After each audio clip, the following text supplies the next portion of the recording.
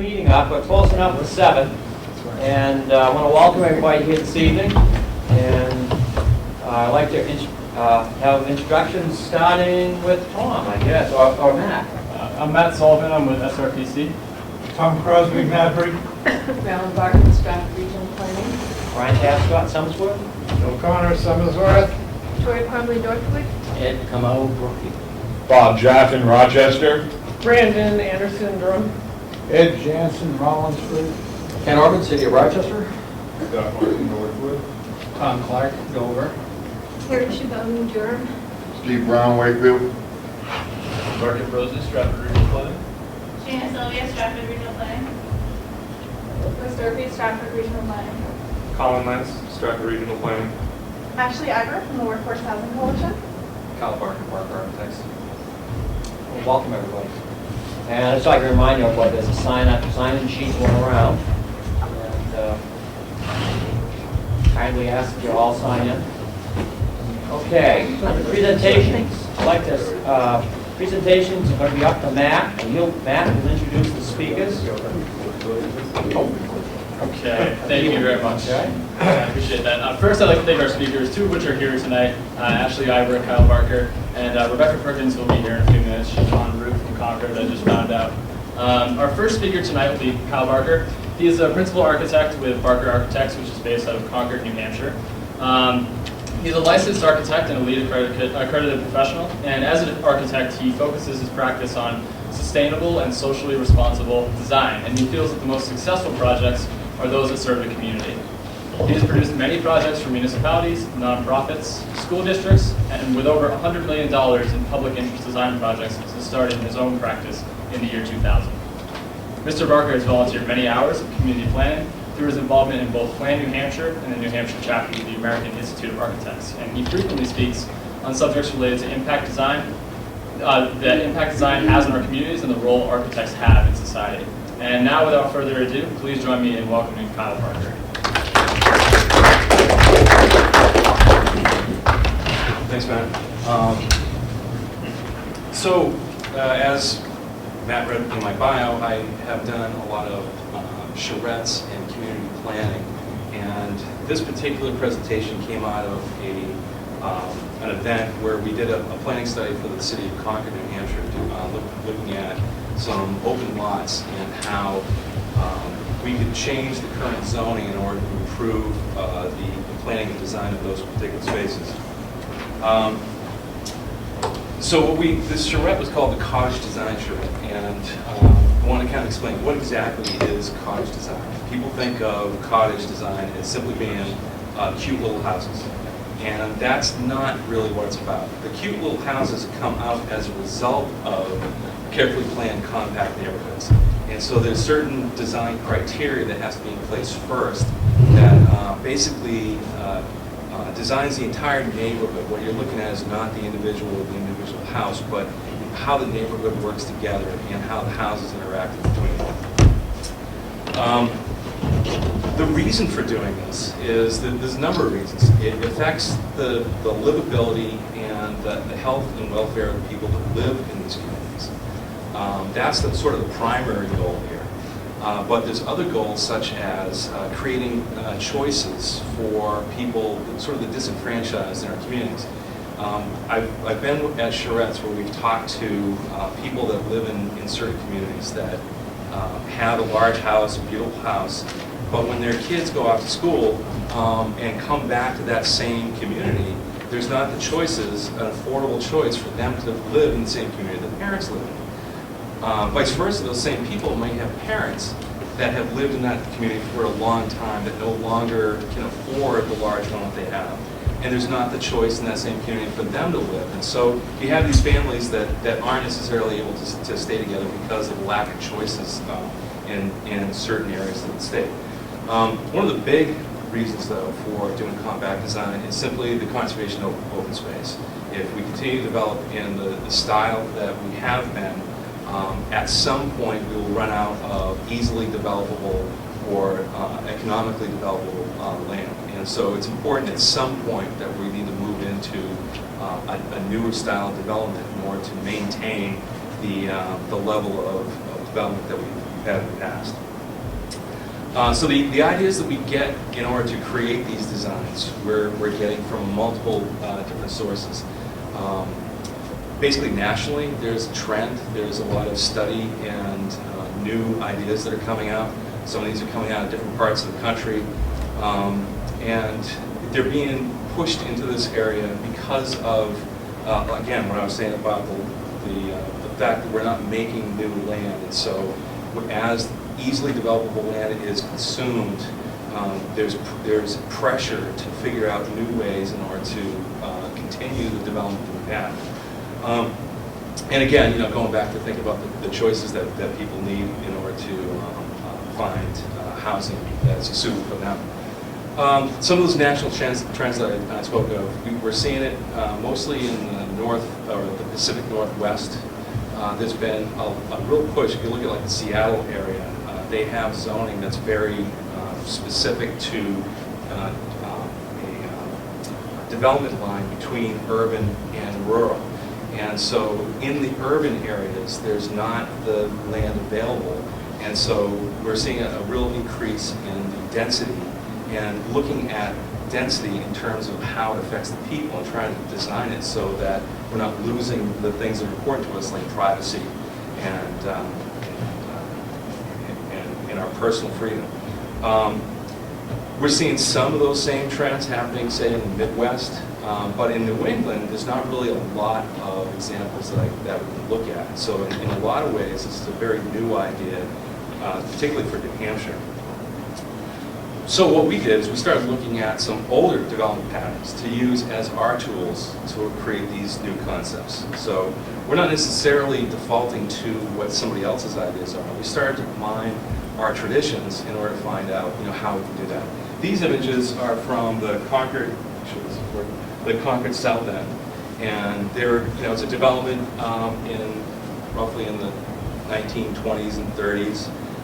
It's one of the more attractive areas in town. If you talk to a realtor, houses in this neighborhood sells a lot faster than houses in other areas. But the houses in general are very small, cottage style.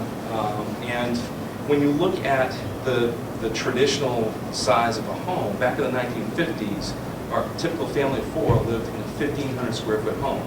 In 2005, the typical family of four lived in a 2,500 square foot home. That's a huge increase over a 40-year period or 50-year period. We're actually seeing a decline now that since 2005, it's actually gone down to more like 2,200 or 2,300. So we're actually moving back towards a more traditional style of design. But you have to think about why that's happening and how that's happening. And so looking back at some of the older ways can actually help us in our newer ways of thinking. To even go a little bit further into that, I did some research in terms of the history of New Hampshire, whichever this said, the history of New Hampshire and how we kind of came about our current design for our villages and cities. And this is an example of Candia. This is a tax map of Candia. And back to the 1790s or wherever it was that King George granted huge tracts of land to the proprietors. The proprietors took that land and divided it up into roughly 40-acre lots. The 40-acre lots were arranged in sections called ranges. You can see the ranges and the range roads that connected them in the map for Candia. And if you look at some of the towns in your district, like Barrington and a few other towns, you can clearly see this development style back in those communities as well. So this is something that happened across the state, and it's very prevalent in this area. What that did was it right away caused New Hampshire people to be more dispersed.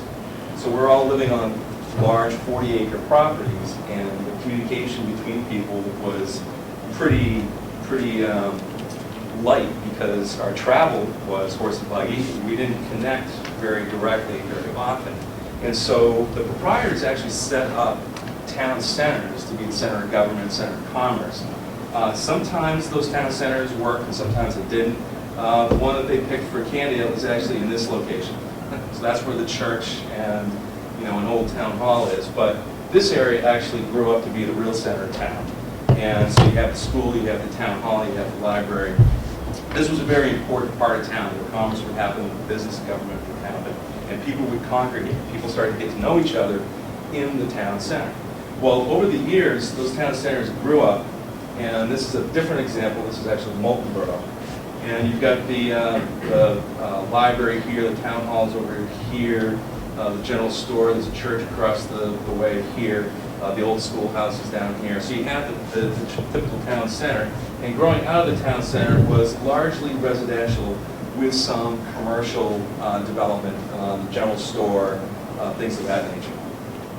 Well, over time, when cars were introduced, people were more mobile and would go further distances for business, for commerce, and services that they needed. And so what ended up happening is that the stores had a hard time competing with the regional shopping centers and started to decline. At the same time, the traffic, in order to get to those regional centers, started to increase. People had to travel longer to go to work, to get to shopping. And so as the traffic increased, the noise on, I think this is Route 25, the noise increased. As the noise increased, it hurt the value of the homes that were on that road, which then declined in value, and people would move out and buy homes further outside of town where it was more quiet. Well, you'd think, for a while that was all well and good, unless you owned a business or a home on Main Street, and then it really wasn't so good. Some lots remained empty that could have been developed. Other lots became empty by houses being burned down or having been burned down or destroyed, or otherwise left to decay, or just plain left empty. I think right now this house is actually empty. And so, areas of completely undeveloped space emerged on the village center 100 years after it used to be very vibrant. And so the town center for these villages are actually less dense now than they were 100 years ago. This really hurts business. People, I've been to almost 20 communities doing volunteer design studies and talked to a lot of people, and people in more rural neighborhoods really lament the loss of the grocery store, lament the loss of the businesses, and the loss of the vitality of the village center. But a lot of the decisions that are made, basically restricting development to large lot developments, is pushing the residential outside of the village center. Without residential in the village center, you're not going to have the critical mass to bring business to the main street that will keep those businesses occupied, and that will have activity that would be attractive for people to be in. And so these kind of competing things start to happen, and kind of culminates in a downward spiral for the community. So the suggestion that we had for this particular community was to look at doing some new neighborhood developments in and around the village center. And what that would do is bring activity in from sort of the backside of Main Street. The Main Street itself could still remain the thoroughfare, but with some traffic calming to slow it down, to lower the noise, would help with people being able to communicate back and forth along that street and feel safe and comfortable in doing so. Also, by creating some alternative routes, allows the people that live in those neighborhoods to be able to walk their dog without worrying about getting hit by a car and things of that nature. So what all this comes down to is the start of revitalizing this village center starts with the neighborhood, starts with creating residential close to the center of town. By doing that too, you're creating alternatives for people. Now, maybe take it a step back. There's a lot of people that don't want to live in these neighborhoods, that it's too close to town and it's not for them. They want the house that's on the outskirts of town, and that's fine. But again, going back to what I said about the parents and the children of those people, they need a more affordable space, and they may be more amenable, say like an elderly person that wants to live close to the post office and be able to walk across the street to get to the post office, walk across the street to get to the general store, or walk down the street to get to the library. So there's a demographic that is looking for these opportunities that we're not really supplying these opportunities for right now. So what would those houses look like? Is this a style of development that we want for New Hampshire? This is actually an example of a village in China. It's a housing complex to serve a large manufacturing plant. Obviously, they're not thinking of their people as people, but rather just a cogs in the wheel for industry. On this side, this is actually a house designed by a company called Tumbleweeds. And it's cute and everything, but I don't see a community when I see that. And I see, that's rugged individualism right there. So that's not necessarily what I'm talking about in this presentation here. I guess the Chinese, that's good for them, and I guess that's good for some people. I'd love to have that as a camp, but as far as living in a neighborhood, that's not what I'm talking about. What I am talking about is that the design of the neighborhood has to have a number of elements that all work in unison for the whole concept to really work well. There are elements that are very private. One of the most talked about complaint about compact design that I've heard is privacy. Well, I can't see how I can have my privacy if I'm living close to my neighbors. And the fact is, through design, we can accomplish those things. If you think about in New Hampshire, because we've got this tradition of disbursement in our neighborhoods, we feel that the only way we can get privacy is through distance. But when you go to Europe, they've lived with being close to other people for much longer, and they've developed a different pattern. What they do is they actually almost put their living rooms right on the street, and what that does is it causes the traffic that goes by to slow down. If you have cars and sidewalks and trees close to the street, people will naturally slow down, and when people naturally slow down, it naturally brings down the noise and the pollution and everything else that goes along with it. So simply doing distance is not the only way to create privacy. You can create privacy through vertical transitions, through different elements such as landscaping and hardscaping. And I like to use the street and the cars as an element of buffer between public and private spaces. I think some of the designs that you might see from other architects might say, oh, there's cars and then there's people. We got to keep it completely separate. And I don't necessarily agree with that. I think that cars can play an element in the buffering process. And in fact, in New Hampshire, I think it's sort of a no-brainer that we don't necessarily want the elderly person walking a block away with their groceries in the middle of the wintertime in order to get to their home. So we want to have convenient access to the cars. But we got to think about how they're used in a slightly different way. We're not designing these neighborhoods for the cars. We're designing for people, but we're creating convenient access to the cars for the people. So how do these come together? Well, it's essentially it comes together in a fairly simple progression. If you look at a cross-section of a street, a typical neighborhood street, you start with the home on one side. Inside the home is completely private. You close the door and that is your domain entirely. But then you walk out the front door and you have what's still part of your home, but is outdoors, the porch. And so the porch becomes a very important element in this whole process. With the porch, you have a place that you can be in your space, but you can invite other people in, or if people come to see you, you can greet them on the porch, uncovered, and feeling in your own home. Once you walk down into the front yard, you're still on your property, but it becomes a little more semi-public in that people feel more invited to talk to you or to interact with you there. But if we include elements such as landscaping and fences, you can still feel very confident. There's clear borders and boundaries between you and the public. My house is on a fairly dense neighborhood street, and I was the first one to put up a fence in my yard because I had 2 little kids at the time, and I wanted to be able to let them out in the front yard and not worry about them running into the street. And so having these borders, these boundaries, makes people feel more comfortable and more likely to be out in their yard and interacting with other people, but at the same time feeling like they have the privacy that they need. When you reach the street, the elements become completely public. You've got the sidewalk, you've got curbs and parking. As I talked about earlier, the parking becomes a buffering element in the entire scheme. And then the street itself, which is completely public. And you get to the other side and it's reversed. Another thing to look at too is you see how the transition is not only horizontal, but it's also vertical.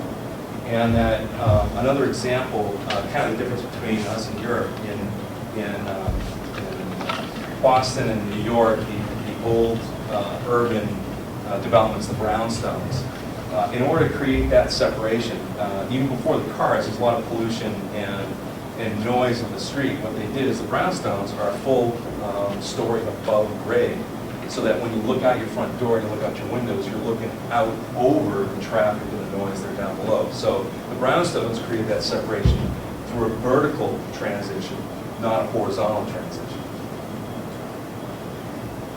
So how do we put all this stuff together? We essentially want to look at current zoning for a particular project and see what it yields, and then look at if we used other practices, if we looked at more flexible zoning, how can we improve or create a better environment at the same time maximizing our potential for the lots. So in the Concord Housing Commission project that we worked on, we looked at a particular lot in the south end of Concord, so not very far from those pictures that I showed you of the cottage, the old 100-year-old cottages. We looked at a 20-acre lot and said by current zoning, we were allowed to divide it into 36 units with 2,400 linear feet of utilities and roads. So then we looked at the same lot with a more progressive style design and came up with this style where we have houses that are clustered around open spaces in these two locations and connected by a road in between. And what that does is it creates these green spaces here and here, but also these wooded buffer areas here. So in the, go back one, in this scenario, not only are there's a lot of roads and things are spread out, but pretty much every tree on the lot would have to be cut in order to create all these different building lots. Another example in Concord is in the Pennacook area near Manor Road. There's a similar thing, and it's just absolutely clear cut, absolutely flat, and it's just houses now. And the realtors that I've talked to say it's been horrible trying to sell these houses. The same realtor looked at this design and said, this would be easier to sell because now you've got this buffer between the existing neighborhoods and the new neighborhood. It would be easier to pass, it would be easier to sell. This is a better design as far as the marketing goes for this particular project. In addition to that, we look at it, now we've got 52 units on the same 2,400 linear feet of road utilities. We're doing that by clustering the houses together, creating some duplexes and multifamily units over in the open areas, and smaller bungalow style in between. Can you say how big that area was? Pardon me? How big was that area? 20 acres. I've doing some research in the Pacific Northwest, where I talk about some of this is starting from. Some of their developments are, I think it was like 15 to 20 units on an acre to an acre and a half. And they're single-family homes detached, they're not duplexes. So it's certainly possible. It all really comes down to the size of the unit itself and the designs of the units. And so here's what we did: is we came up with a typical design of one unit. This isn't the only way to do it. There's many different ways of doing it. But we wanted to base our design on reality. And so we've got a floor plan that is a 30 by 30 foot square, and could be a one-story unit with a bedroom on the first floor and everything we need on the first floor. Could be handicap accessible. Or you could add a half story on top or a full story on top and go from a one bedroom to a two or a three bedroom home. And so there's some flexibility, but we wanted to start with a one-story piece. Now, what we did is we made sure that there was, if we were to put two of these homes together, what we'd probably do is mirror image the two plans. So the neighbor would be a mirror image, so that way you're basically, or I'll put that back, we would stack these side by side, so that way your living room windows are looking into the stairway of the next home, not your living room window looking at the bedroom of the next home. So the design of these and how they go together becomes very important to make sure the privacy is maintained throughout the whole process. So again, there's flexibility between having a one-story, a one-and-a-half-story, or if you took those units and actually stacked them on top of each other, you can have a full two-story unit together.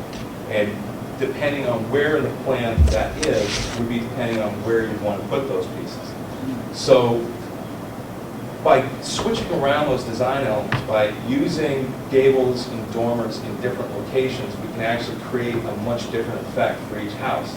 Now you can see here that the important piece is that we have these trees and fences that block off the yard from the homes, but each home is looking out over a green space in between. And so when you come out your front door in the morning, you're not looking straight into the neighbor's house, you're looking out into the common space. And this space gives opportunity for kids to play, for people to interact, things of that nature. What I'm showing right now is all on the open field side, two-story, full two-story duplexes. So it's not very cottage style, and I know it's more Victorian style. But the point being is that if you have the open space, you can go with larger buildings and still feel comfortable. And this one in particular, one door entered in off the street that faces the common space, and one door entered in off of the side street. So there's ways of design to separate people. And so when you get to the connector road in between, what ends up happening is we lowered the size of the houses so that they're one-story and one-and-a-half-story. And what that allowed is to bring the scale of the development down to a more human scale, where you have the houses that are right across the street from each other. Yeah, I don't mean to interrupt you, but how about off-street parking, or winter parking and all that, garages? I don't Sure. see anything. What we had shown, actually when Sue's out here to see it, is that essentially shared driveways. And so the driveway would come in between the homes and go in the back of the home. And so you'd have, maybe I'll go back to the, in this particular case, what you have is, Oh, I see it. yeah, you've got two homes. They're essentially 100 by 100 foot lots, and a driveway in between shared parking in the back. Yep. You're also all geared that these are on city water, city sewer. Yeah, in this particular location, this particular lot, the city water and sewer ran through it already. This lot was ready for development, and we just kind of took the ball and ran with it. So that's not necessarily going to be true in every location, but I'll actually talk about that a little bit more in a minute. Keep on going. So anyways, the goal here isn't necessarily to design an individual home that looks really cute. The goal here is to design the entire neighborhood and have it work together in unison in order to maintain the privacy, but to also create the ability for people to interact when they want to. The reason why we would do that is that when you look at the individual and the health and happiness of the people that are living here, it's increased when you increase their social interaction.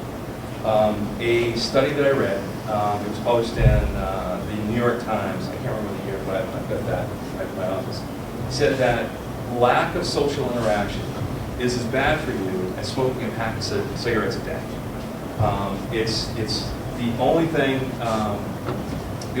more detrimental to somebody's health is smoking cigarettes, is what this article said. And so that's the primary focus here, is to design a neighborhood that's not only affordable and convenient, but it's actually good for people's health. Living in these neighborhoods is good for security. If you think about, back to the idea of people that might live here, could be elderly or young. Well, if you have both in the same neighborhood, you might have the children of one neighbor shoveling the driveway for an elderly neighbor next door.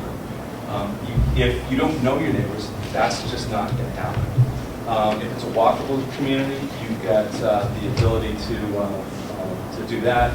The quality of life, basically, is what we're shooting for in these designs. But there's other incentives for people like the developers. One of the hardest things that I've been able to do is convince developers that this is a good idea. They feel confident in the traditional way that they've been doing it for a long time and don't really want to change. But the fact is, if you're putting in 52 units on the same length of road as you're putting in 32 units, the unit cost for each house is going to be a lot less. It's going to make the houses more affordable, and it's going to make it more attractive for developers who might be doing this. The municipality is also a beneficiary to these type of designs. You might not think about it right away, but the first thing is that services, if utilities, we just said, are shorter, so you're going to have less to maintain. Delivering services, ambulance service, fire service, mail, is all done in a shorter route, so therefore it's going to be less costly, more effective. But the biggest thing is the preservation of open land. In New Hampshire, New Hampshire's a conservative state, and it surprises me though that we don't really value conserving open space. If you were to put a value to an open piece of property other than the monetary value of it, I think we'd be looking at development a lot more differently. An open field next to a development adds value to that development. As soon as it's developed, you lose that value. So preserving open space, I think, is not just a environmentally friendly idea, it's an economic idea. Yep. Actually, before you leave that slide, go back to small. You've identified the fact that from a municipal standpoint, the amount of infrastructure that has to be maintained, plowed, all that kind of stuff, forever and ever, is a financial benefit. And you mentioned to the developer, there's a potential for financial benefit, there's more return on the investment. Yeah. But you don't mention that under the individual, and I think it's important also, and this is a win all ways, because to the extent that I own a piece of property, and if there are 32 more of me that basically need to share the cost of maintenance, as opposed to 51 more of me to share, that I also benefit in terms of lower taxes to support the infrastructure stuff. So the individual wins from that standpoint, the business wins, and as good as preservation of open land is, I think people are becoming more and more aware of how important that is, many decisions are made based on the pocketbook. And in this particular case, everybody wins from the pocketbook. That's a great concept. I hadn't thought of that, that if you've got 52 units on a 20-acre property, you're going to get more taxes out of that than a 32-unit development on that same property. Contrary to that, however, you don't talk about the municipality, which may lose eventually because of the addition of all this infrastructure that it keeps having to take care of, without additions of plows or trucks or Well, I think what you're pavement. assuming is that if you have fewer units, you can have fewer people. But the fact is that growth is going to happen, and that we'll probably end up with the same number of people on just more acreage. So I guess it kind of depends on what you're making as an assumption there. Yeah, because I think, Tom, if you think about it, the original picture showed 32 units on 2.4 miles of 2,400 feet of neighborhood. If you have 52 units on 2,400 feet, there's the same amount of plowing, the same amount of sanding, the same amount of maintenance, utilities, all that kind of stuff. But now you have 52 homeowners that are sharing the cost of that as opposed to 32. So The taxes would be correspondingly less, right? not necessarily, because if you look at what the value is, I mean, again, if stuff is built poorly and it's not designed well, then the market is going to eventually show that. But the market, to the extent that people want to be in a space that is attractive, that is open, where their kids can play if they have kids and all the rest, the market is going to determine what the values are. And at least in Rochester's situation, there were a number of open space developments or cluster developments where the value was just the same as it was in a bigger area, because that, not everybody wants that. But for those that did, there's competition for it, and the value is still.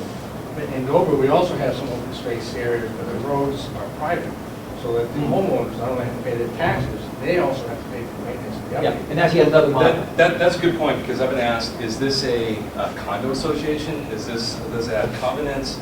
And in fact, it's not built, so we don't know, and it could be either or. That's something that needs to be determined. And I guess, I don't want to digress too much, but, I was talking at the Molten Borough charrette study that we did, that I showed the example of the Main Street. I was talking with a business owner who had relocated up there. I believe it was some sort of tech computer company. And she was having a real difficulty attracting workers to Molten Borough. Molten Borough's on the lake, and the property values are very high. And so people were having a hard time finding affordable housing. And when I say affordable, I mean like $300,000. And it's not like $200,000. Molten Borough is an expensive place to live. And so by creating a development that has smaller homes, it's by nature, the smaller homes will be less expensive than the bigger home. But as you pointed out, that doesn't necessarily mean lower cost in terms of the taxes, because an example is the pictures I showed of developments of the Pacific Northwest. Some of those were only 600 square foot homes that sold for $400,000. People, older people without kids that didn't want the yard to mow, didn't want all those amenities, but also didn't want to be living in a condo, really took to some of these places and were willing to pay more money for an increased quality in construction. So there were higher efficiency in terms of energy and better quality windows, better quality everything like that. So trying to go on. So the point being is that there's benefits. I wanted to show the benefits that go beyond what the obvious are, and that benefits here. To me, what's most important is the benefits to the people that live here. An architect that I talked to, or I heard her presentation for, that was talking about the green space in here. When you have all these homes facing into the green space, if your children are playing in that green space, you don't just have one set of eyes watching them. You've got the whole community. And now the parents start to feel a little bit more comfortable, a little more confident, a little more safe, knowing that the kids are playing with their neighbors, but they're in a place where they can see them. Those kids then start to have interactions with their neighbors and with the neighbors' parents. They might show up at Susie's house for melting cookies one day and Ted's house for video games the next. They're learning social cues, and they're learning how to interact with people. And so the benefit to these kids is pretty tremendous to live in a neighborhood like this. And, I remember back to my childhood, I lived in a neighborhood like that, and it was great. When my kids were growing up, I had a hard time doing that because we lived on a very busy road. And so I've seen the difference in how kids are growing up in their social connections. I think there was a question earlier about, sort of how do we tailor this in terms of the location in town. And I think it's really important that Cottage is not going to go well in your Manchester Elm Street. You've got 3-story brick buildings. You're not going to put a little cottage next to it. Vice versa, you're not going to put it in a farmland area. So this is a section through the different zoning areas. You've got rural preserve at one end and then downtowns at the other. And Cottage seems to fit pretty well sort of in this section here. I definitely wouldn't suggest it in the more dense, or the downtown areas, but I also don't suggest it in the rural areas. The reason being is if you're going to put houses very close together in a small area, that doesn't really fit the agricultural zone. If you did it in a way that was only 5 or 6 homes and it supported agriculture, that makes sense. If you did in the urban area a 3-story brick structure with apartments that had the same concepts in terms of open space and interaction space, that makes some sense. So basically you can take this cottage concept and tailor it for the zone that you're working in, but it's still important to think about the zones and keeping the uses separate in order to keep those areas valuable. Other options. So this same concept, as I was just saying, can be translated in different ways. So you can translate it based on the zone, but you can also translate it based on the use. In this particular case, we were looking at an established neighborhood with, two-story colonial homes that faced on the street. And a lot of these homes had back ancillary buildings, barns, garages, second homes that were smaller than the primary. And so by designing a cottage that went along as an ancillary to a main building, it kept in keeping with the character of the neighborhood. So it didn't degrade the character of the neighborhood, but it increased the density, thus increasing the taxes, thus increasing the ability for people to congregate and things of that nature. Another one was if you have in a dense neighborhood an open space. In this particular case, it was a school that was abandoned by the school district. They consolidated schools. And now you have a school with an open space behind it. The consultant that was looking at this had all sorts of ideas about a nursing home and these almost like factory ideas for this property. So we looked at it and said, hey, what about residential? It's in a residential neighborhood. If we designed a residential pocket neighborhood behind it that was in keeping with the density and style of the rest of the neighborhood, wouldn't the neighbors be more amenable to something like that than, say, a nursing home in the old school? So there's different ways that you could use the cottage concept, not necessarily in just that 52-unit development that I showed at the beginning. I'm looking for good examples of cottage style. Basically, again, the start of this conversation was the developments that happen in the Pacific Northwest. And they essentially look kind of like this one over here, or this is a really great example here with the porches, the green space. In this particular instance, it's in Concord, Mass, so it's not too far away. And these homes all face in towards a common space, and the driveways are on the outside. And again, I wanted to show an alternative where the driveway is on the inside and the homes are on the outside, because I think that gives more of a buffer between the cars and the neighbors. But there are alternatives. The thing to be careful about is, I've also heard of some really bad cottage neighborhoods that people have caught on to the concept and say, oh, we can do that, and then they do it totally wrong, and now it gets a bad rap and people are pointing fingers. The different elements that I talked about, the porch is a great example. If you don't have that porch, you don't have that element that's so important in buffering to the public space. And so those different elements need to play a part. I mean, this one down here, it's in Greenwood, it's in Rhode Island. You can see there's no porch in the front, and they got the picket fence around the tiny little yard. I mean, that's barely big enough for a playpen. So that's not necessarily the examples that we're looking for. I don't know of any in New Hampshire itself, and hoping that at some point soon that we can start to see some evidence of that happening.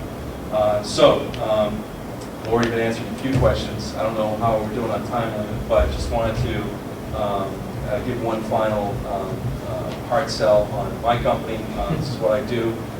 My presentations I do as part of my marketing scheme. So if there's ever an opportunity to do some work for you folks, I'm doing the Wilton Library School District right now. It's an $8 million project, and we're pretty busy, but we do a lot of municipality work, a lot of institutional work, a lot of nonprofit stuff. And so, I'm really interested in hearing more about what your communities are doing as far as compact design, if there's anything that we can ever help with.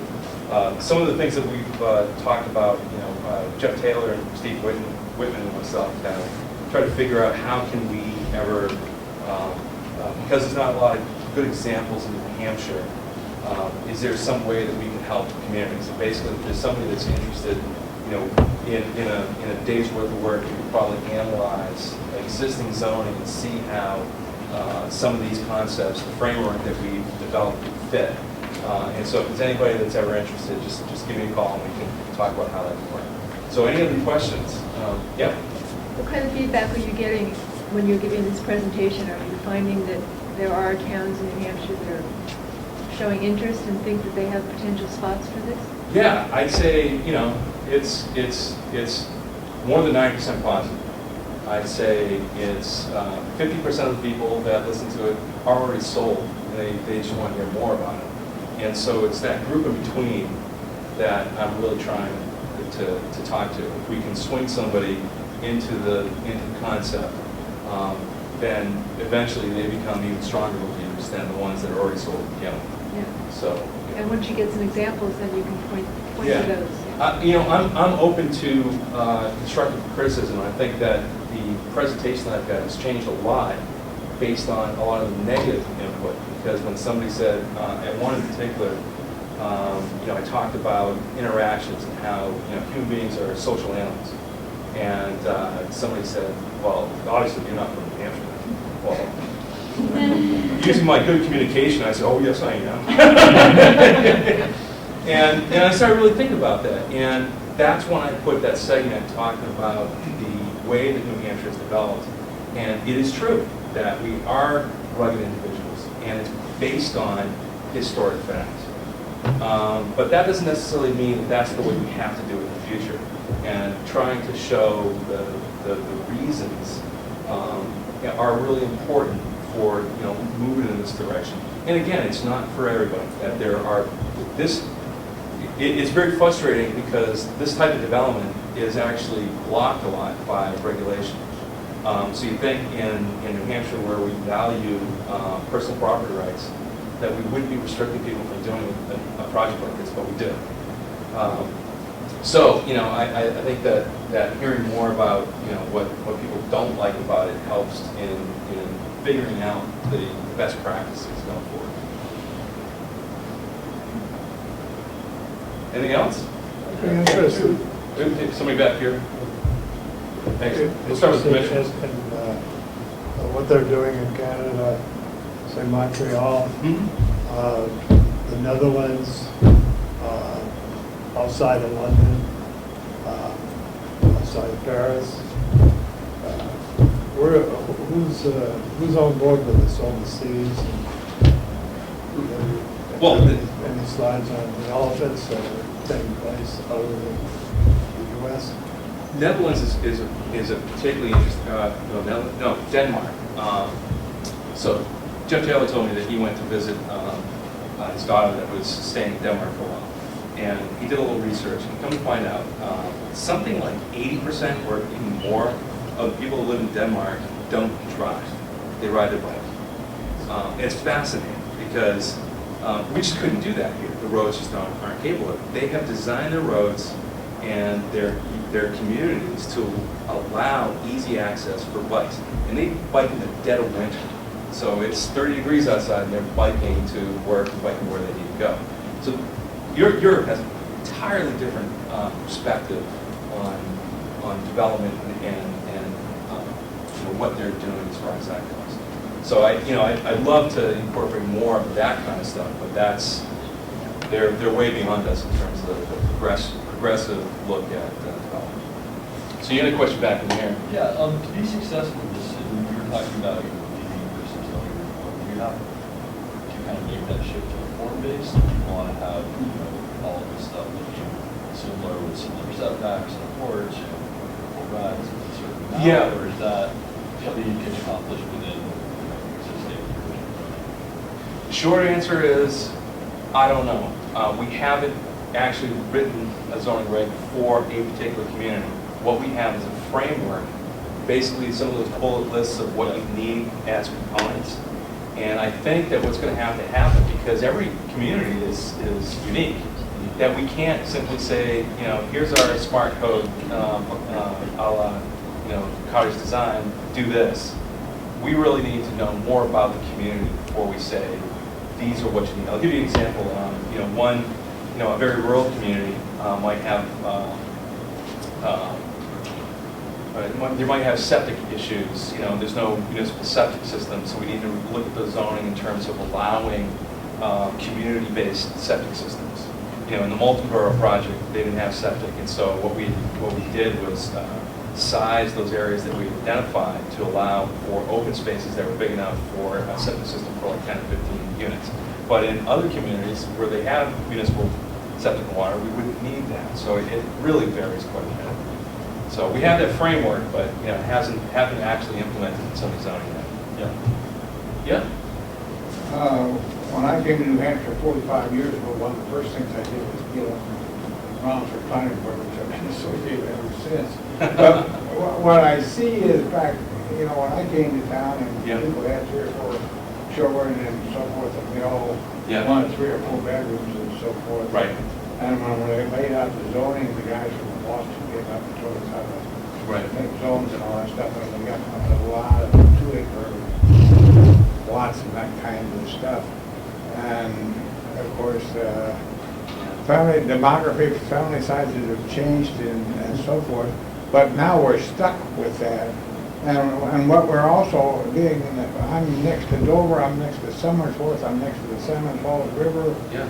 And there's a lot of parameters that are around this small area that we're influenced a lot by what's going on around us. Right. And your cottage thing, I like that, but that's one of our main problems. We don't have sewer and water in most of the town except down by the village. Right. And, you know, I have developers coming to me now talking about, not the exact same concept, but similar, 2-bedroom units and so forth. Yeah. But they gotta find places in town where they can get access to sewer and water.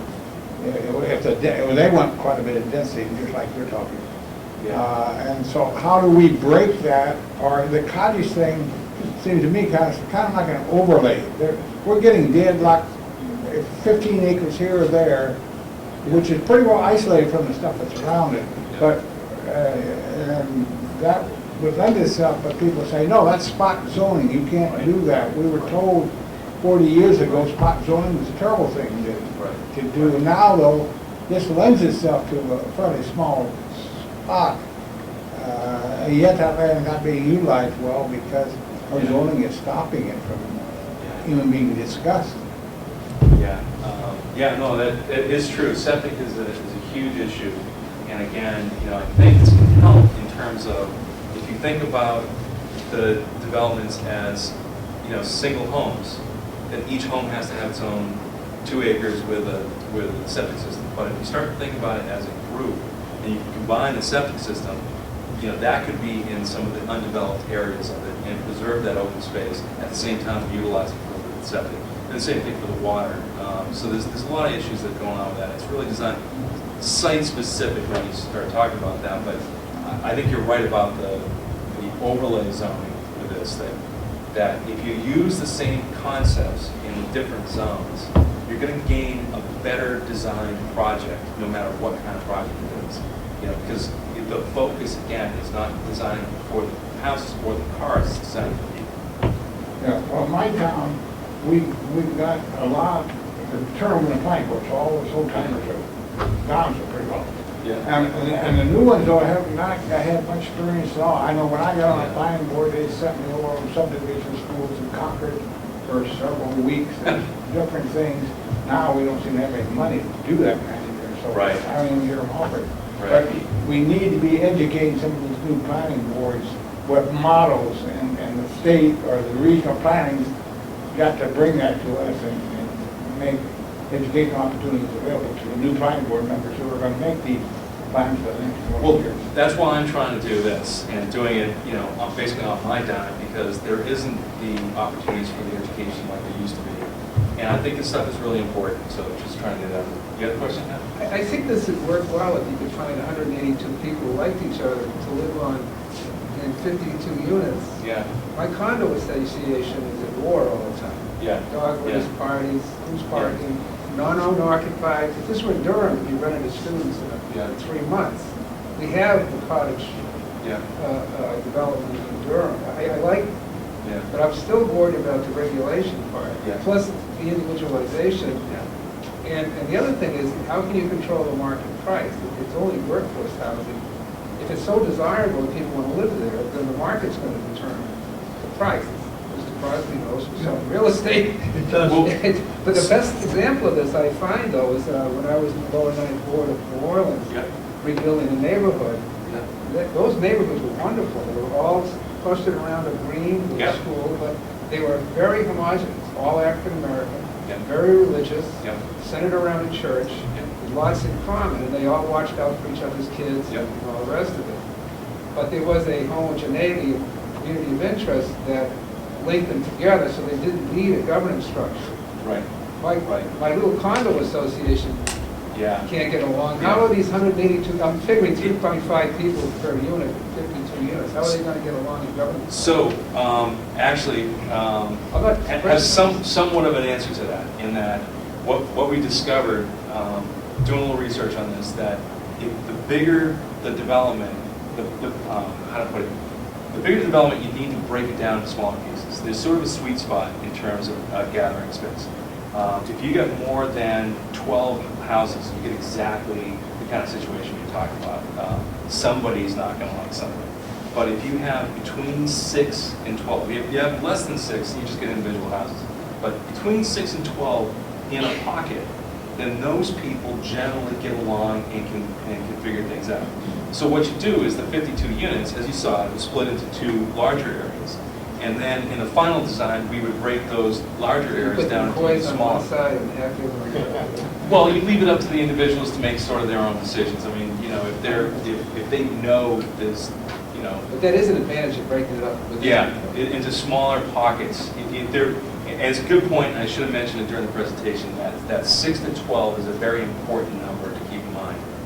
Yeah. Just one other thought of the problems I had this morning in the village, when you have 4 or 6 apartments in one multiple-story building, and there's a lot of people living there, and everyone has one dog or more, and that's been a terrible problem in the winter, because they go out and walk on the sidewalk. We got a Hooper Scooper law and all that stuff, but that doesn't make much sense in the middle of somebody.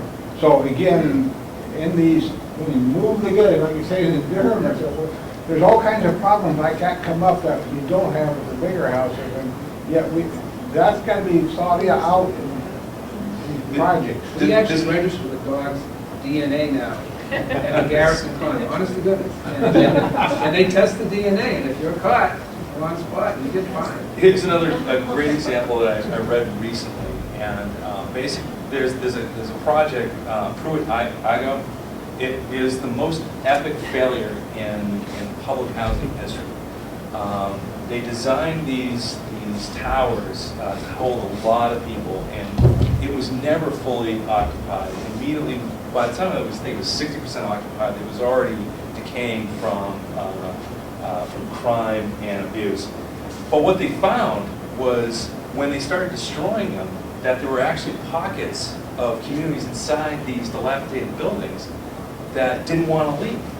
And so this architect that was writing the article studied why that was, and what they found was the only places in this entire complex that did well were pockets of apartments that were open to a central gathering space. All the rest were on corridors that led to dark hallways where a lot of crime happened. But the areas that had 6 to 8 apartments in an open common space did really well. That they were free of crime, and people were happy, and they, in fact, didn't want to leave when they started to demolish the buildings. So anyway, maybe that's a good place to end.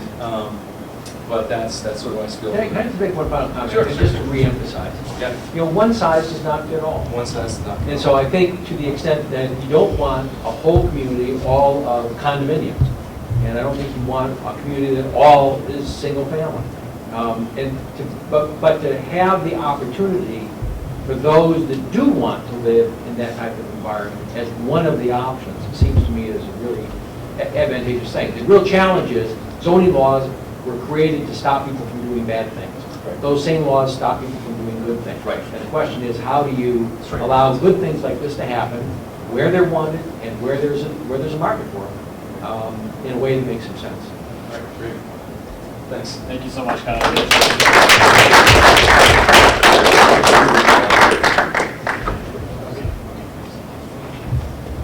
Well, again, thank you for that informative and thought-provoking presentation. Next, I'm going to turn it over to Ashlee Iber and Rebecca Perkins. Ashlee is the Executive Director of Workforce Housing Coalition of the Greater Seacoast, and Rebecca Perkins is an associate with Orrin Reno in Concord, New Hampshire, and also a member of the Board of Directors of the coalition. And I'll let them take the floor, but please welcome them. Right?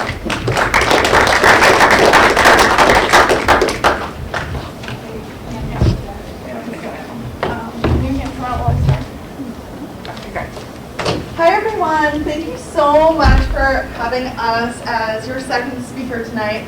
Luckily, we had such a great first presentation that a lot of the stuff we're going to cover is already covered.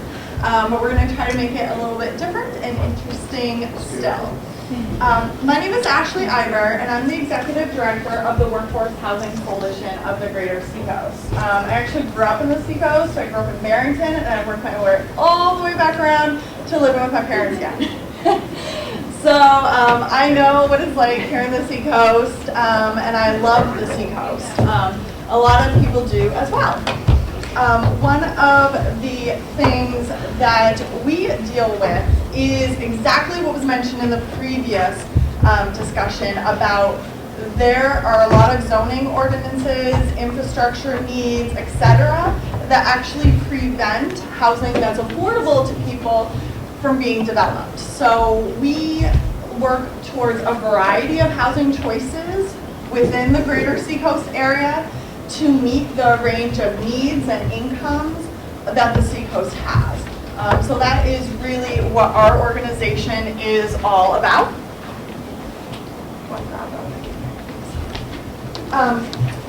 We were actually started by another nonprofit organization that's called the Housing Partnership. And they are a nonprofit housing developer out of Portsmouth. And they actually found that they, as well as other developers in the Seacoast area, were having difficulty developing housing that was affordable because of the zoning ordinances and the infrastructure limitations, everything that you just talked about.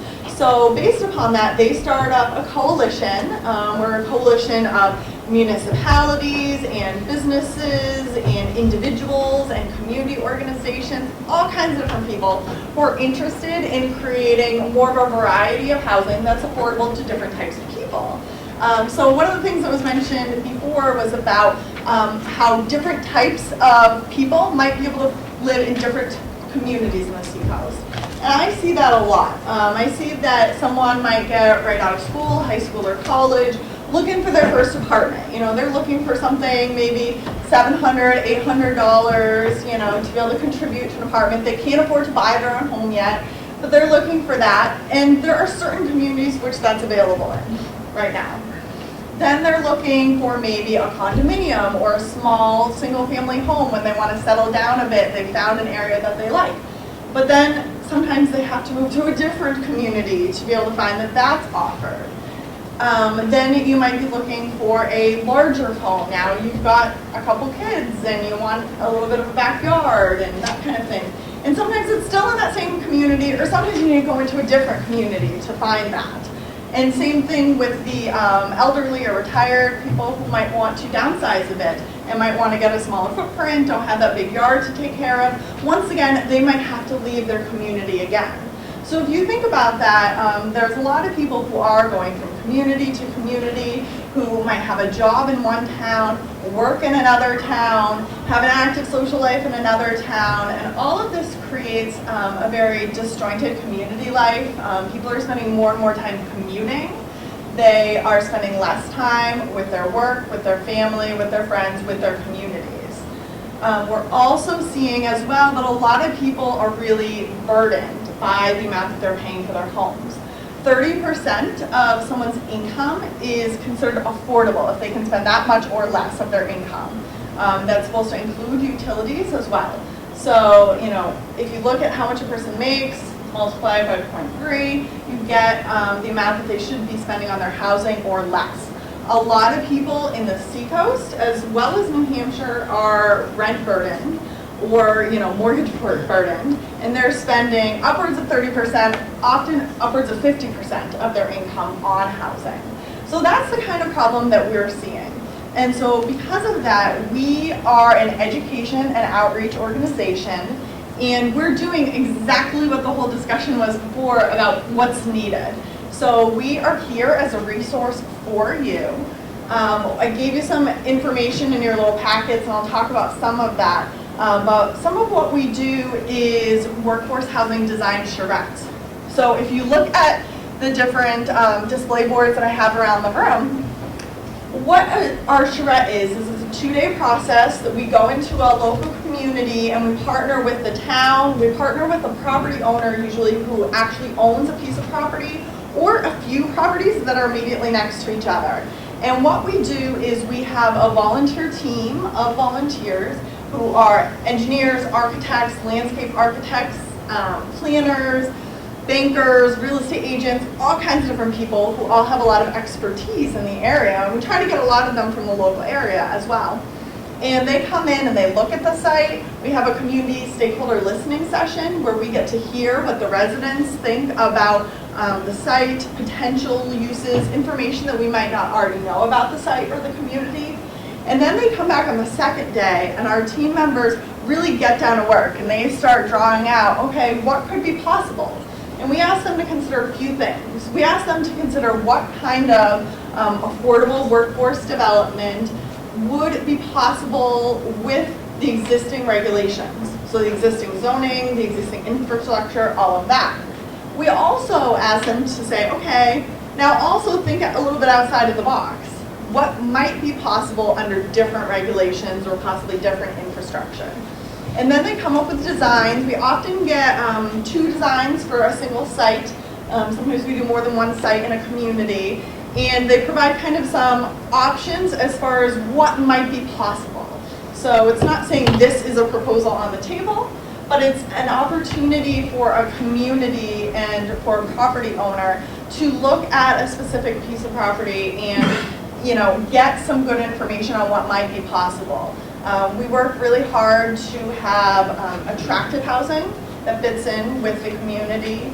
We work really hard to also really meet the community's needs, and sometimes that includes mixed-use housing or mixed-use development, and it might include retail and office space, and the housing units. It might be different in each situation.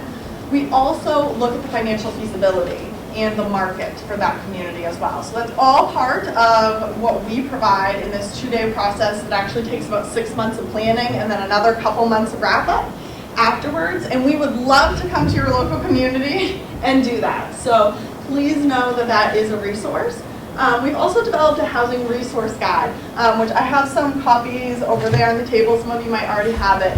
And that is something that provides resources and information to potential home buyers, as well as you all in your local communities, as far as the different housing resources that are available, all the way from homelessness services up to new home buyer education programs and everything in between.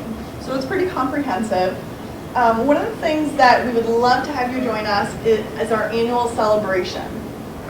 And that is going to be in Dover on May 13th, and there's a flyer about it right inside of your folders. And it's at Kelly's Grow, and we're actually having Mr. Christopher Parker from the City of Dover come and speak about basically what Dover has done to invite a variety of housing into their community and how they've really benefited from that.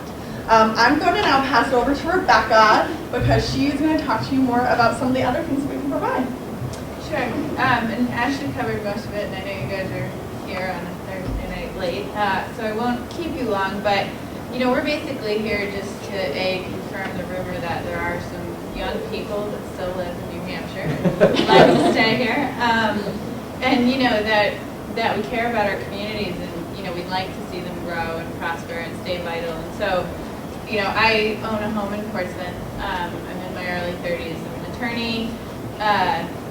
We're involved in these issues. We're not scary. We're nice people. We'd like to be a part of helping you and your community sort of grow for the next phase. And I think part of why we're going to hold our annual event in Dover this year is just because they've really seen a lot of success from sort of putting in place a lot of the foundation to build a community that they wanted to see, and they've seen success in that sort of fill-in.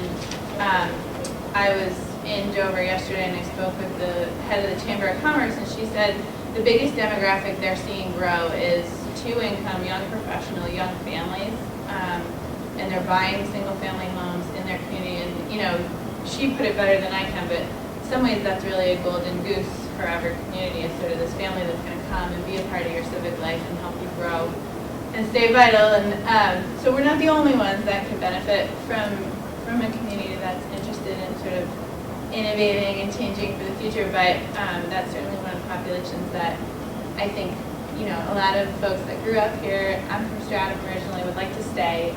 So we're sort of trying to help create that environment. Again, we don't advocate any kind of particular housing development. We can help you deregulate your zoning. Kyle did an excellent job making our case, but this is just one of the tools that we sort of advocate. Our name is workforce housing. We're talking about how we think that kind of sends a different message, but basically all we're trying to do is help market forces create housing units that are cheaper so that younger starter families, younger professionals, or elderly can afford to sort of create diversity in your community. So we're not building housing, we're not here to sort of tell you who should be there. It's not low-income housing. It's just flexibility so that the market can kind of come in and do, you know, what there's a market for. That's most of what we really have to say to you. We'd love to talk to you, be a resource, you know, spitball ideas with you, come to your planning board, hold a community discussion about what you want your community to be, talk about your challenges, anything. We're just here to help, listen, lend an ear, that kind of thing. I'm going to recruit Kyle to be on our charrette team because he did a good job. I was thinking the same thing. Yeah, so that's really it, unless you have anything else you want to add. If you guys have questions. Yeah. In your planning, how well, since you're after low-income workforce housing, whether you're taking mass transportation, because a lot of those people will need mass transportation. If they can afford one vehicle, 2 incomes. Do you really work that into your equations? Yeah, so when we are talking about workforce housing, we are actually generally talking about the people between 50 and 100% of the median income in the community. So there are other organizations who are looking at, you know, more lower income housing. We're actually kind of in the middle income housing bracket. A lot of them are the ones who are working in your communities. You might have them as entry-level coworkers of yours. Maybe the people who are serving you coffee in the morning, or giving you getting your deposit done at your bank, or those kinds of things. And we do take into consideration both, you know, transportation with cars as well as transit-oriented opportunities. Actually, in our Wells charrette, which we did a few months ago, one of our sites that we looked at was actually right off of the Amtrak.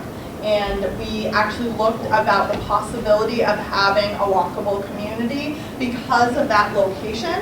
However, not every location, you know, is on that transportation kind of cycle already. So we do take all of that into consideration when we are looking at, you know, what might be possible in the community.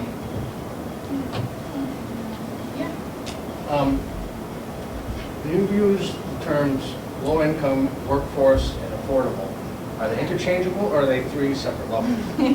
So we consider it, we work on workforce housing, which a lot of us consider moderate income. You know, as I described, it's, you know, people generally who are at that 50 to 100% of the median income.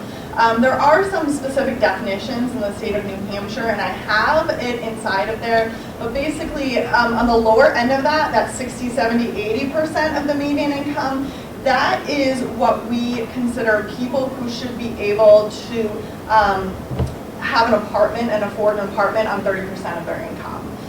When you get up to that 90, 100% of the median income, that is what we're looking at as far as an affordable purchase price. So if you look at someone who makes 100% of your median income in the area, and then you figure out how much they could afford based upon the 30% of their income on housing, that is what we consider an affordable purchase price. So we do still look at, you know, it generally is more expensive, you know, to be able to buy and own a home, not in all cases, but we look at that as far as that is workforce housing, single family homes that can be purchased. It's also workforce housing that more than 60, 70% of the median income in the area, and those are the types of people who are generally renting apartments and those kinds of things. Does that make sense? And there's more specific numbers in there for our area. Most of your communities are in the Portsmouth, Rochester area, and that's a HUD-described area, you know, that they see us as one metropolitan area, kind of. So most of you are in that area. Yes? I'm interested in knowing a little bit about the funding for your organization. For our organization? Yes, where does the funding come from? We actually get funding from a wide variety of sources. We have two major funders. or New Hampshire Housing Finance Authority, which supports our coalition, as well as the other coalitions in the state of New Hampshire. There's in different areas of New Hampshire, there's similar coalitions like us. We also get some funding from the United Way of the Greater Seacoast. They're our second major funder.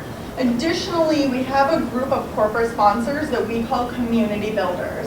And they're sponsors at the $1,000 level. And right now we have about 10 of them that are active with us, and we would love to grow that group of community builders to continue to support us. Additionally, we get project-based grants from different organizations like New Hampshire Charitable Foundation, and we apply to other foundations and organizations for grants like that. And we have individual and corporate members as well, who often contribute anywhere from $30 to $500 to the community builders at $1,000. So we have actually a pretty mixed variety of funding sources. And if I could just take just a really quick piggyback, one of the natural allies that we really have is employers, and part of that is because as housing prices come down, businesses can pay less to their employees, and so it's sort of a natural alignment of interest that exists that we try and work with. Yeah, we have heard from some employers. We did an employer survey a few months ago, and we heard from some employers that they are losing new hires if they're coming from outside of the area. Say, yes, we'll accept this income level. Then they start to look for an apartment or to purchase a home, and they say, wait, I'm going to get similar income to what I'm already paying now, but I'm going to have to pay twice as much for housing, in a different state. And then they're saying, you know what, no, we don't want to take the job after all. Or you're seeing people commuting long distances to be able to afford something with their job. And like I mentioned before, that puts a lot of strain on the job, not as much time working, not as much time in your personal life or your community life or your family life as well. Question, do you have to have an actual site in mind in a town in order to do a charrette, or can you do a more generalized charrette? We've done it in a variety of ways. We always end up looking at a site at the charrette. However, if a community were interested in bringing a workforce housing design charrette to their community, we could work with you to help find a site. So sometimes we find the site first, the site finds us, or sometimes the community finds us, or all different ways. So definitely, if anyone's interested, and if you either know of a site or just you think your community might be interested in this, definitely reach out to us because we'd love to work with you. Yeah, as well as, for example, they said, oh, Gunfleet's got this great downtown, and Kennebunk's got this great downtown, and they benefit tremendously from the tourism. We have nothing. So can you just come help look around, maybe look at where we could have a downtown? Yeah. Well, I just want to emphasize the point that was made over here is transportation. In Rollinsford, we're only 5 miles from, we're 10 miles from here, but right 5 miles from downtown Dover. And we do not have any public transportation going into the town, so anyone who moves there has got to have a car. I happen to be a owner of only one duplex, but I can relate to the transportation problems. On one side, had a car that had to be worked on twice during the year, over $1,000 for that. And the other one, a month ago, they had 2 cars, and there was 3 jobs, different towns, Portsmouth and Dover. And the car, the bank came out and sold the car off one morning, so now they're down to 1 car. And so right there I can see that, I hate to say it, but Rollinsford is not really a good place for people that don't have a good car. Dependable car is just as important as having a good heating system and so forth. Yeah, I would definitely say that, remember that, we're talking about that middle income area. I mean, I know myself, for example, I would be a perfect person to live in workforce housing. I'm right in that income bracket that we're looking at. I have a reliable car. I would love to live in Rollinsford. I live in Barrington now. They could be single family homes, condominiums. I think a lot of people have an image in mind of both what the housing would look like for workforce housing as well as what the people would look like for workforce housing. I think if you think really about, what we're talking about, though, I think you'll see that there would be a lot of people who would fit right into Rollinsford. And I actually know that your master plan in Rollinsford says that you'd love for more affordable housing. So I would be glad to come down there and help you guys out and see what we can do. That would be a wonderful thing. She was a salesman in her past job. All right, you guys are busy. Anything else? I left some business cards here too. I think you have Ashley's contact information. I'll Thank leave you. some more materials here as well. Thank you.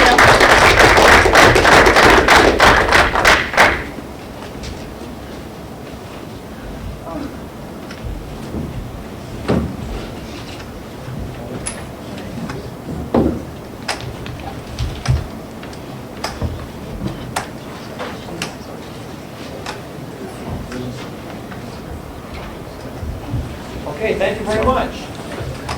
We'll move on to the draft of the minutes of September 26, 2013. If anybody can remember if they were here or not, I'll accept a motion. I'll move, second. By Tom, seconded by, I will second. by Ken. All in favor, say aye. Aye. Opposed? Ayes have it. And I think Tom has got a, Actually, there's two sets of minutes. Right? yes, we also have the draft minutes of November 21st, 2013 minutes. And I'll make a motion that we adopt those as presented. Second. I think there's going to be a friendly amendment, Tom? Yeah, I was present, after making amendment, I was present at November 21st. Tom Crosby was here, and minutes show that he wasn't. I believe Tom.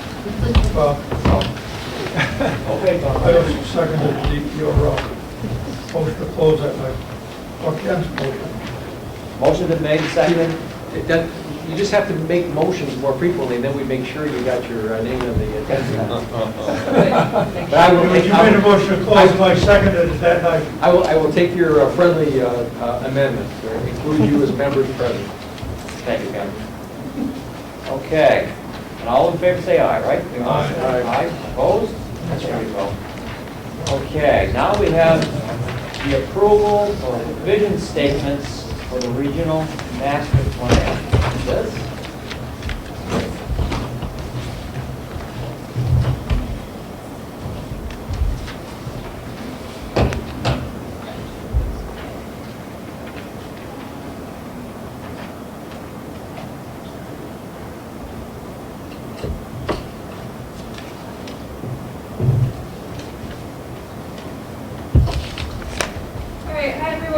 For those of you that I haven't met yet, my name's Srpc. I just started as a planner with Strafford Regional Planning Commission. And tonight I'm going to take a couple minutes to talk briefly about the climate change chapter that's part of the regional master plan, one of the technical appendices. And then we're going to jump into going over 3 different options for a vision statement that will be revised, and I'm interested in getting some feedback tonight on those those options. So just a quick overview of the climate change chapter that's being developed. There are 4 main sections: an introduction with a purpose, vision, and executive summary, similar to the other chapters. A section on observed and projected climate change. We're really fortunate to have a couple of reports that were prepared by Cameron Wake and Climate Solutions New England, and some other staff at UNH that focus on summarizing climate change impacts, projections, and observed impacts and projections in southern New Hampshire and the Great Bay Piscataqua region. So those are great resources to have. The data from those studies are really providing the foundation for this part of this chapter. There is a section on impacts and adaptation by planning sector, and then a section on regional and local implementation. Just to give you a quick overview of some of the information that's going to be in the observed and projected climate change section of this chapter, we're going to talk about temperature, precipitation, sea level and coastal flooding, river flow, sea temperature, lake ice out, and changes to the growing season and plant hardiness. And then we'll jump in and talk about what some of the impacts that these climate changes in climate will have on different sectors. Right now, the chapter is formatted with the sectors that you can see up here, but that might change a little bit over time. The focus of this chapter is really identifying different adaptation strategies that are most appropriate to deal with the unique challenges that southern New Hampshire will face here. The regional and local analysis portion of this chapter will describe some context, some existing studies and initiatives that are going on in New Hampshire, throughout the nation, local resources for adaptation planning, some of the challenges and opportunities for planning for climate change, and some best practices and examples. So the vision statements, I think you all received a few different options. As I mentioned, I'm interested in hearing your feedback. I'm going to show each one on the screen for a couple minutes, give you an opportunity to skim over it again. And really, my goal is to walk away with one vision statement that I can then revise again, that we can revise again at the Strafford Planning Commission. I'm going to give you guys an opportunity to read this. If anyone can't see it and wants me to read it out loud, I'm happy to do that, but otherwise, I'll let you read it by yourself.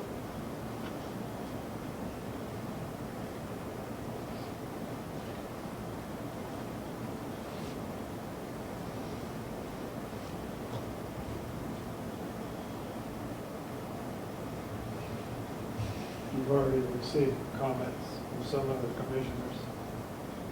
Feedback. Mm-hmm. Thank you.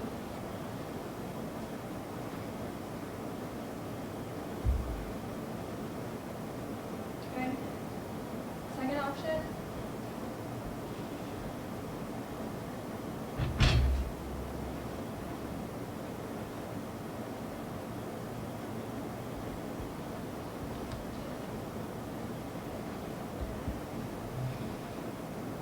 All right, and third option.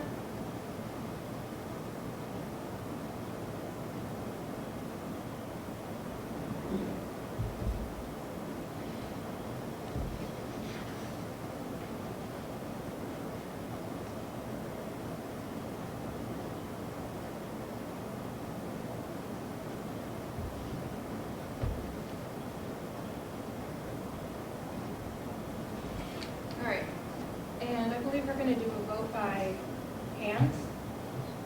You don't have clickers this time? I think they're stuck in Nashua. I was supposed to pick them up, but I could not drive there. So that did not happen. So I know that this is maybe an unusual format to vote for a vision statement. Just a question, I wonder if we could ask for staff recommendation. I mean, is there one that you folks prefer, or? Well, Tom, I actually sent you a response later this evening. Did you get that? Yes, I did. And I'm hesitant to express my opinions on each of the vision statements, but you could express what I had said to you about the built environment, the inclusion of the built environment in this particular statement. And I had spoken to Liz about that before as well, that infrastructure resiliency and security is huge for us, and that the built environment sort of references that piece of it. And I appreciate the inclusion of that in that statement. Thank you. Yeah.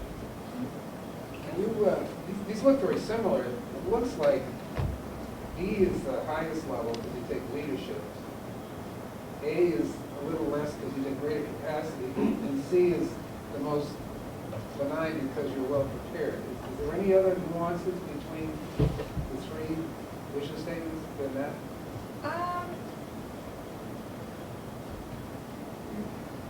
There are nuances, let's see, in option A, for example, climate change is actually included, the term climate change, and the other options, for example, in version C, instead of saying climate change, the option says temperature, extreme precipitation events, sea level rise. There's a few different ways to say essentially the same message in each option. If you feel like there's something not included that you would like to see, we would love to include that.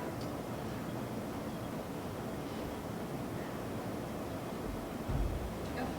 I'm going to make a couple of comments. Sure. You've received some of them already from me, but I think if we're talking about voting on something,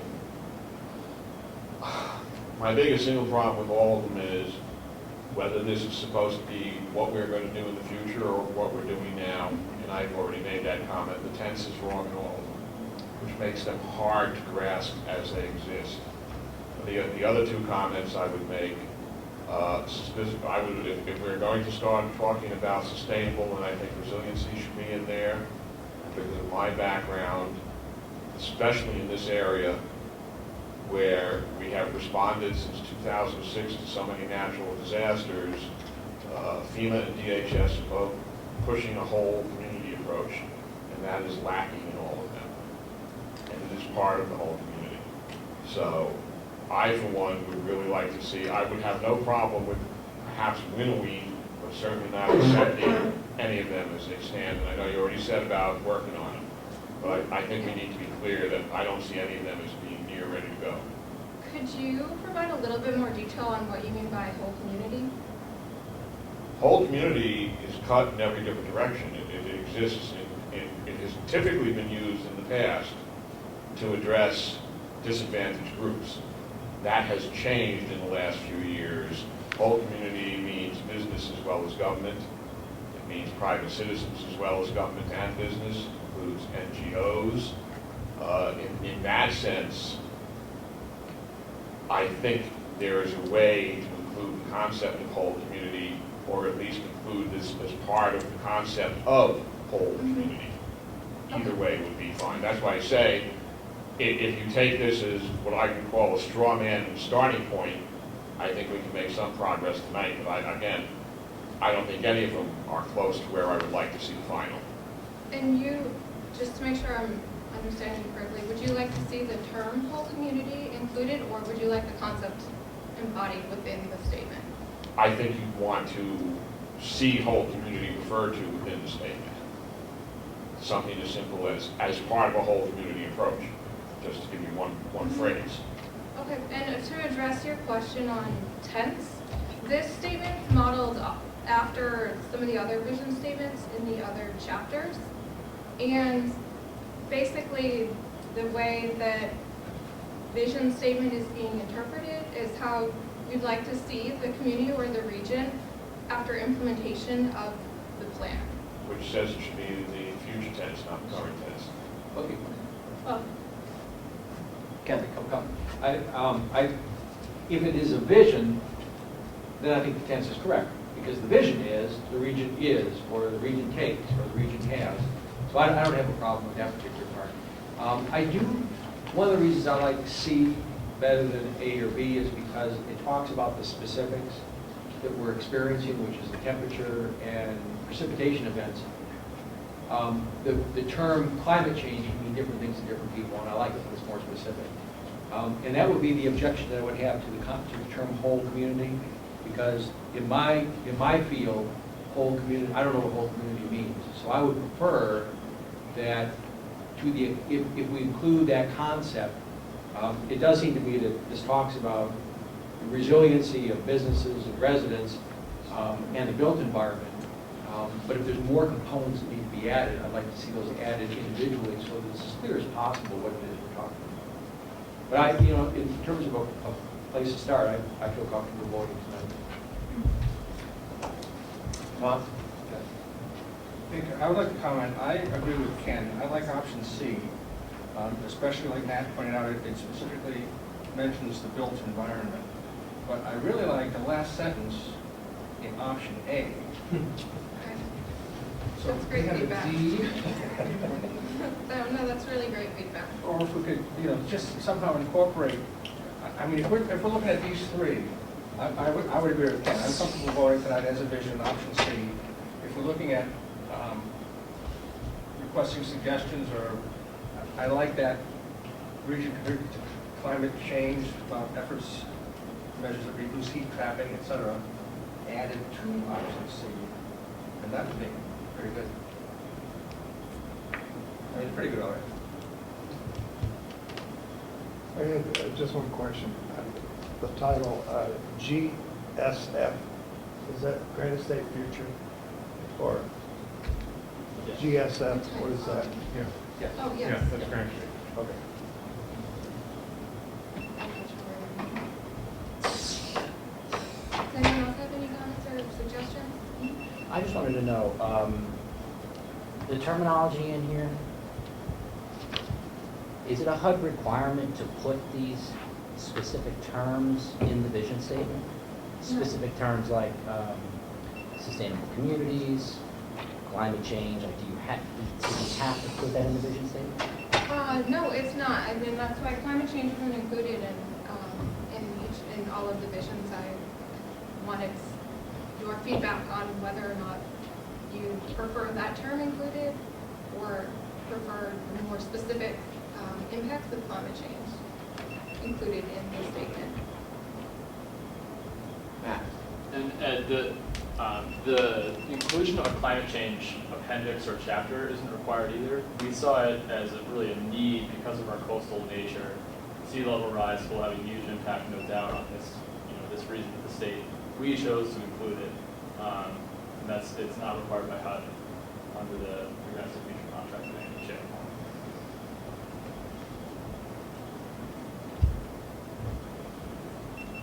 I think they're all good in their own ways. I do agree with Bob that I think a future tense is better because it's looking out to the future. It's confusing. It's future tense isn't there here. I know it could pass, but and as far as the whole community, I don't know that term. So if there's another way to say it in here to include those factors that you don't see. Yeah, but I mean, someone reading this, if I don't know what it is, a lot of other people won't either, I don't think. Ed, do you have? Yeah, I wonder, what time frame do we have? I mean, must it be voted on tonight, or?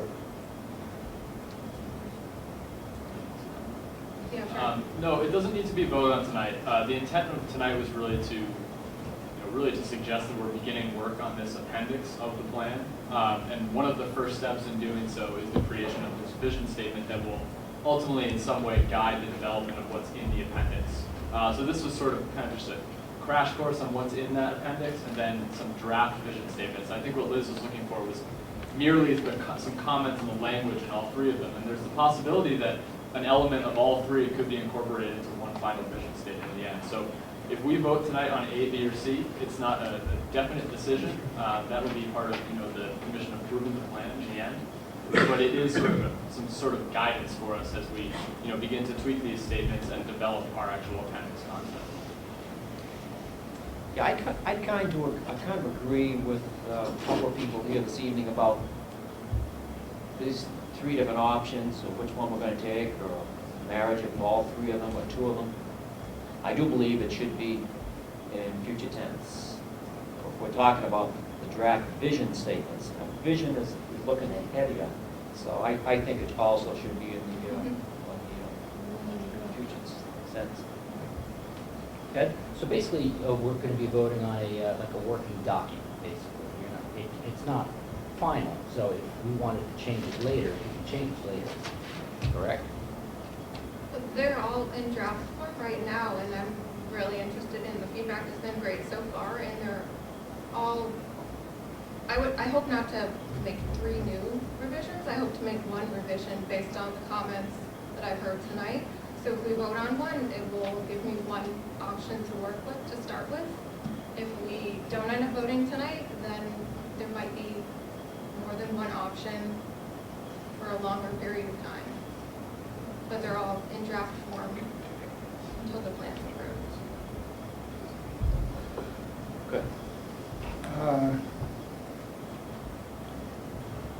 When I look at this for the long run, and I've lived in several areas of the country in South America,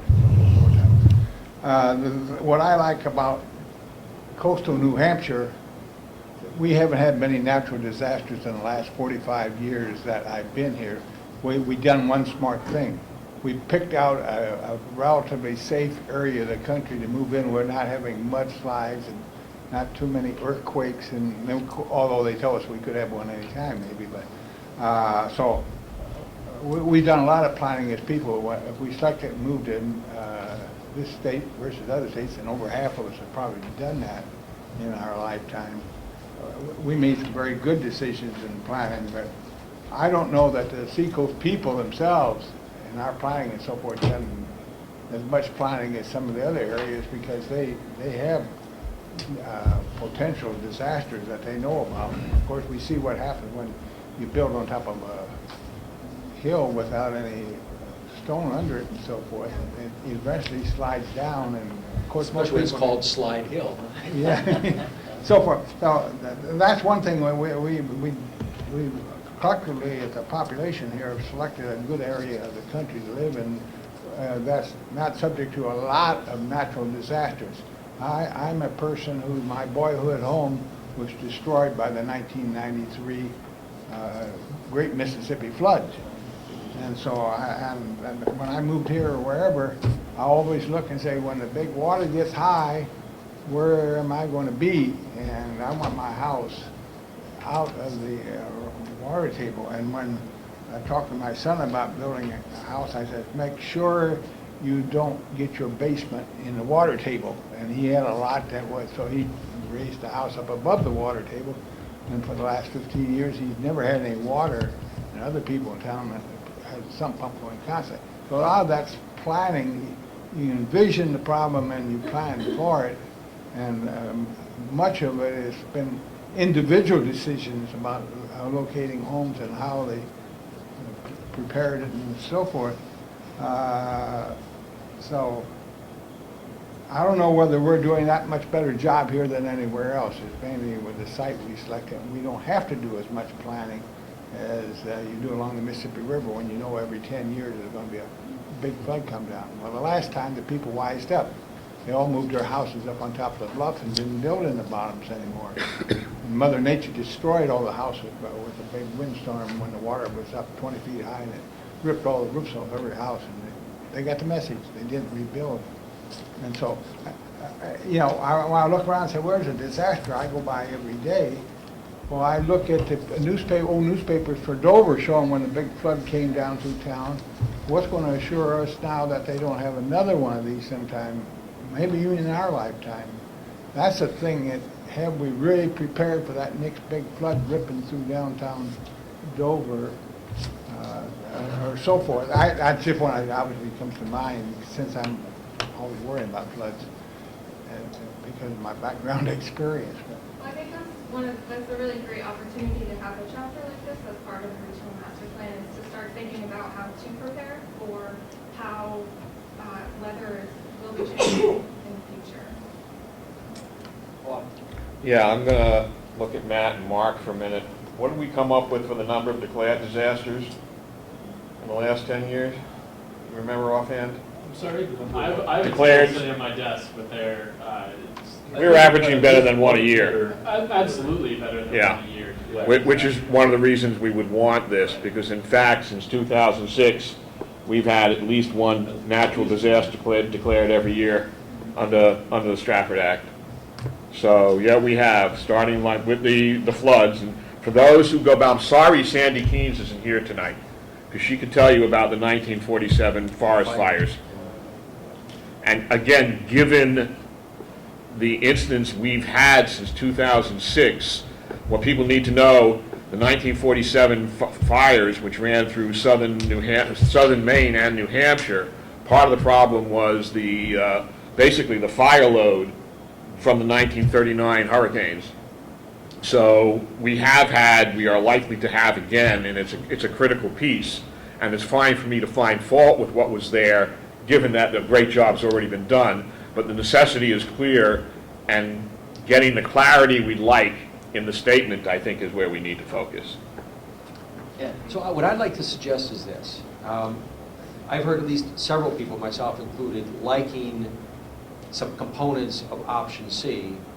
So I guess what I would like to suggest is that we, if there's a consensus, maybe there's not, but if there's a consensus that option C is a good place to start, that we ask Liz to do some additional work on option C on the basis of the feedback and see if it can be tweaked to incorporate more of the issues. But at least I think that would help. If she has to deal with all three of these things, then it's just as wide open as when we started.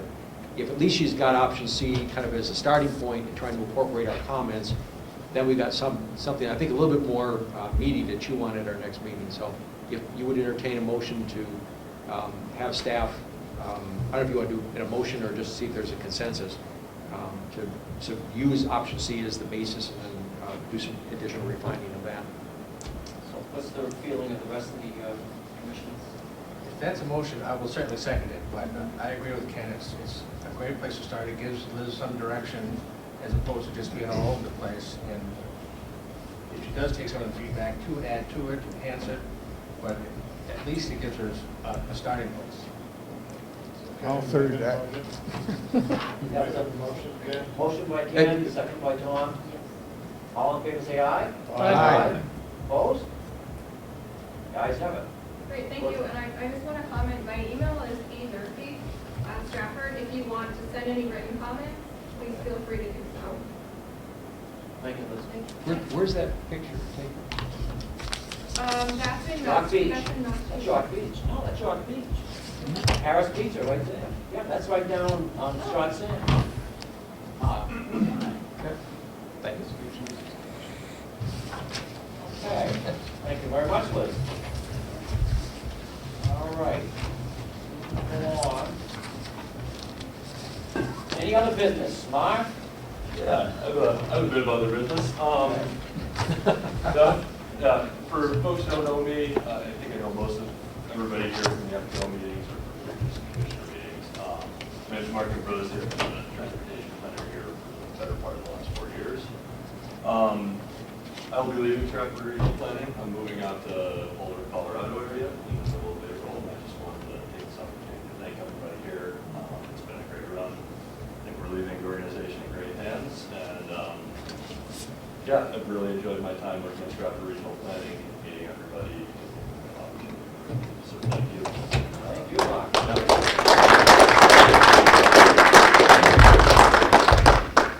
Bob?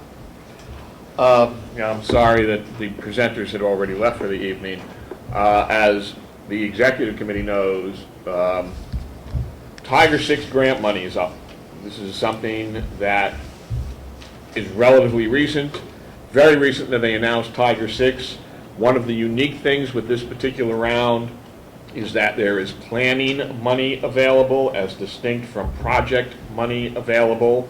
I have spoken at the New Hampshire Association of Regional Planning Commissions, spoke to our executive committee the other day. We are looking at possibly going after a planning grant for a regional transportation plan that includes parts of York County, Carroll County, Belknap County, Rockingham County, and Strafford County. What I have initially proposed as a starting point is a $450,000 3-year grant, which would require a $90,000 match. Those are what the right requirements are. Transportation was mentioned 2 or 3 times here this evening. I wasn't originally planning to bring this up, but we will need organizations, jurisdictions who want to partner and get involved in it. If we go ahead with that, I'm guessing we're going to have to make that decision in the next week because the applications are due 28th April. We are not looking for the staff to develop that grant. There are now, I believe, I'm going to say at least 1.5, 2, maybe 3 of us at the core, but we would certainly like to hear from any, if Rollinsford, for instance, wanted transit services, this could be rolled into a planning grant. Just to give one example, because you were talking, I did talk to Ed separately about that. I don't know if people are aware also that Somersworth was in the paper. They formed a committee to look at getting rail service back. There was an article in the Portland papers today. There's a private investor who's looking at opening up Portland to St. Johnsbury, Vermont. So rail is just one viable option. Expansion of coast services and ACT services. If you have ideas, if you would address them to the Srpc, Attention Executive Committee at this point, is probably the best way because we cannot keep loading staff with everything. But I just wanted to make everybody aware that all organizations who see the advantage of having a regional basically transportation plan, which could theoretically extend all the way out to the coast and to a port and the airports, as an example, more commercial freight in and out of Pease. We need the ideas, but it's very short-fused. Thank you. Thank you. Anyone else have any comments? Anything else? Seeing none? Citizens Forum. Anyone here, citizen, wants to speak about something? Okay. I'll accept the motion to adjourn. Mr. Chairman, I'll make that motion, but I would like to make it in the context of, I mean, one of the values of recording these types of meetings, I know both Ed has done it and we've done it, you know, there's some very interesting information presented here, and it would be nice, I don't know if there's a way of at least having the clips of the presentation be accessed on our website, so if somebody wanted to listen, re-listen to what Kyle said, or re-listen to what Ashlee and Rebecca said, it would be nice if we had those up there so people could look at it any time. That might generate some additional thoughts and comments for our next meeting. That's really good stuff, and to have that available to the general public, I think, is really useful. All right. So that's my motion to adjourn. Second. Okay. Motion made, seconded. All in favor, say aye. Aye. And who would oppose? Good night, we can put in something.